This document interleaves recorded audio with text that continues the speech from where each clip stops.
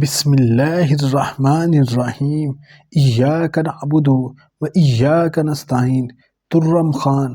آپ نے ترم خان کا نام سنا ہوگا جو بطور استہزاء لیا جاتا ہے۔ بڑا تو ترم خان رہتا نہیں، ایڈا تو ترم خان۔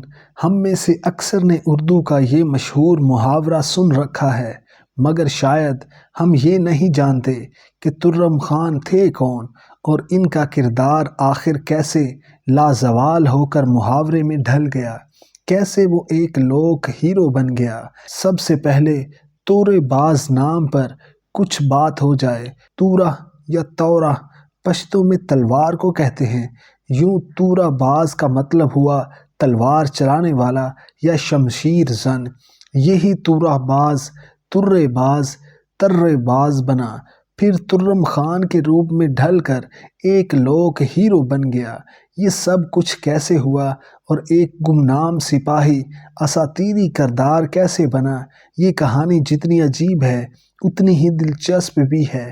یہ کہانی ہمیں 1857 کی جنگ آزادی تک لے جاتی ہے، جہاں ریاست حیدرآباد دکن کا نواب، جو نظام دکن کہلاتا ہے، برطانیہ کا اتحادی ہے اور ان کی گرفت اتنی مضبوط ہے کہ کوئی بغاوت کا سوچ بھی نہیں سکتا۔ لیکن جب انگریز کے خلاف تحریک آزادی کے نعرے ہندوستان کے گلی کوچوں تک پہنچ جاتے ہیں تو اس کی باز گشت نظام حیدرآباد کے در و دیوار کو بھی متاثر کرتی ہے۔ یہاں بیگم بازار کا ایک عام سپاہی ترے باز خان نہ صرف باغیوں کی قیادت کرتا تھا، بلکہ اس نے 6000 مظاہرین کو لے کر حیدرآباد میں برٹش ریزیڈنسی پر حملہ کر دیا تھا۔ جنگ آزادی کے شعلے جب میرٹھ سے حیدرآباد پہنچتے ہیں تو حیدرآباد کی مساجد، مندروں، گردواروں اور چرچوں کی دیواروں پر اشتہارات سج جاتے ہیں، جن میں نہ صرف انگریز کے خلاف بغاوت کے حق میں نعرے درج ہیں، بلکہ یہ مطالبہ بھی کیا جاتا ہے کہ نظام بھی اس جنگ میں شریک ہو۔ حالانکہ نظام افضل الدولہ اپنے رفقا سالار جنگ، امراء اور سرداروں کے ساتھ انگریزوں کی حمایت کا اعلان کر چکا تھا، مگر پھر بھی ریاست کے باشندوں نے اس جنگ میں ایک ایسی کہانی رقم کی جس نے انگریزوں کے ساتھ ساتھ نظام کی چولیں بھی ہلا کر رکھ دیں۔ نظام دکن نے ایسٹ انڈیا کمپنی کے ساتھ 1800 میں ہی اتحادی ہونے کا معاہدہ کر ڈالا تھا، جس کا کلک ریاست کے باسیوں کو شروع دن سے ہی تھا۔ جب جنگ آزادی کے شعلے 1857 میں بھڑک اٹھے تو نظام کی فوج میں انگریز افسروں کے خلاف بھی مزاحمت شروع ہو گئی۔ نظام کی فوج کے ایک رسالے کو بغاوت کچلنے کے لیے بلڈہانہ سے دہلی جانے کا حکم دیا گیا تو جمعدار چھیدہ خان نے انکار کر دیا، کیونکہ جمعدار چھیدہ خان یہ قطعی نہیں چاہتا تھا کہ وہ اس بغاوت کو کچلنے میں مغلوں کے خلاف انگریز کا ساتھ دے۔ چھیدہ خان اپنے 15 دیگر ساتھیوں کے ساتھ حیدرآباد پہنچا تاکہ وہ نظام کو قائل کر سکے کہ اس جنگ میں شامل نہ ہو، لیکن جیسے ہی وہ حیدرآباد پہنچا اسے نظام کے وزیر میر تراب علی خان نے گرفتار کر کے انگریزوں کے نمائندے کے آگے پیش کر دیا، جس نے اسے اور ان کے ساتھیوں کو اپنی ہی کوٹھی میں قید کر لیا۔ جب یہ خبر پھیلی تو انگریز کے خلاف عوام میں نفرت پھیل گئی۔ اس موقع پر ترے باز خان نے باغیوں کی قیادت سنبھال کر بیگم بازار میں، جہاں جمعدار چھیدہ خان اور اس کے ساتھیوں کو قید کیا گیا تھا، اپنے 5000 ساتھیوں کے ساتھ حلہ بول دیا۔ اس موقع پر مولوی اللہ الدین بھی اپنے ساتھیوں کے ترے باز خان کی حمایت میں پہنچ گئے، مگر نظام کا وزیر میر تراب علی خان انگریز میجر کیتھبرٹ ڈیوڈسن کو پہلے ہی باغیوں کے حملے کی اطلاع دے چکا تھا، جس کی وجہ سے انگریزوں نے جوابی اقدامات کی تیاری کر لی تھی۔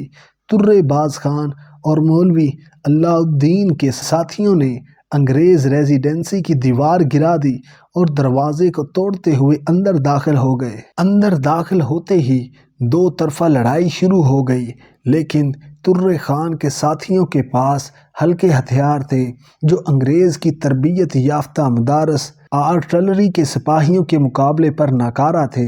پھر بھی تمام رات گولیاں چلتی رہیں، مقابلہ ہوتا رہا۔ بالآخر صبح کے 4 بجے باغی پسپا ہو گئے، لیکن انہیں بھاری جانی نقصان اٹھانا پڑا۔ ترے باز خان اس نیت سے فرار ہوا کہ وہ زیادہ بڑی طاقت کے ساتھ پھر حملہ کرے گا۔ 22 جولائی کو تراب علی خان کو خبر ملی کہ ترے باز خان ایک بار پھر انگریز ریزیڈنسی پر حملہ کرنے کی تیاری کر رہا ہے۔ اس نے ترے باز خان کو ہر قیمت پر گرفتار کرنے کا حکم جاری کر دیا۔ ترے باز خان بھیس بدل کر روپوش ہو چکا تھا۔ بدقسمتی یہ ہوئی کہ ترے باز خان کی ایک پیدائشی شناختی علامت تھی کہ اس کی آنکھ کے قریب ایک تل تھا، جس کی وجہ سے نظام کے کھوجیوں نے عاشور خانہ کے قریبی جنگلات میں اسے ڈھونڈ نکالا۔ اس پر حیدرآباد کی عدالت میں مقدمہ چلا۔ اس دوران اس سے مولوی علاء الدین اور دیگر باغیوں کے ٹھکانے پوچھے گئے اور نہ بتانے پر طرح طرح کی صحبتیں دی گئیں، مگر ترے باز خان نے کوئی راز نہ اگلا۔ اسے سزا دے کر عمر بھر کے لیے جزائر انڈیمان کالا پانی بدر کرنے کے احکامات جاری کر دیے گئے، مگر اس سے پہلے کہ اسے کالا پانی بھیجا جاتا، وہ 18 جنوری 1857 کو جیل سے فرار ہونے میں کامیاب ہو گیا۔ یہ خبر پا کر انگریز انتظامیہ میں ہلچل مچ گئی۔ انہوں نے ترے باز خان کو زندہ یا مردہ گرفتار کرنے پر 5000 کے خطیر انعام کا اعلان کر دیا۔ نظام کے فوجی جگہ جگہ پھیل گئے۔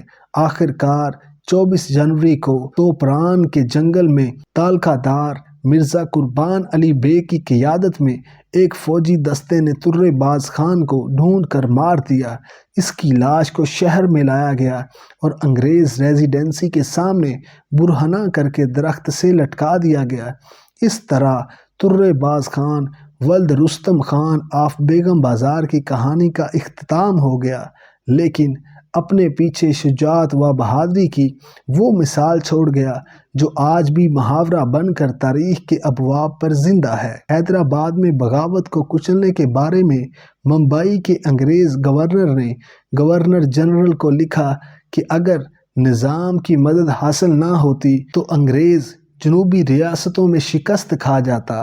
حیدرآباد میں ترے باز خان کی بغاوت کو کچلنے میں 94 فوجی مارے گئے۔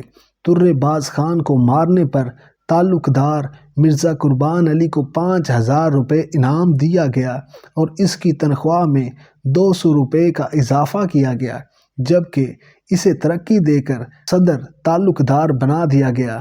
نظام کو اسٹار آف انڈیا کے اعزاز سے نوازا گیا، جبکہ ریاست کے ذمہ دار 50 لاکھ سے زائد کے واجبات معاف کر دیے گئے۔ نظام کو اپنا سکہ جاری کرنے کا اختیار دیا گیا۔ میر تراب علی کو سالار جنگ کے اعزاز سے نوازا گیا۔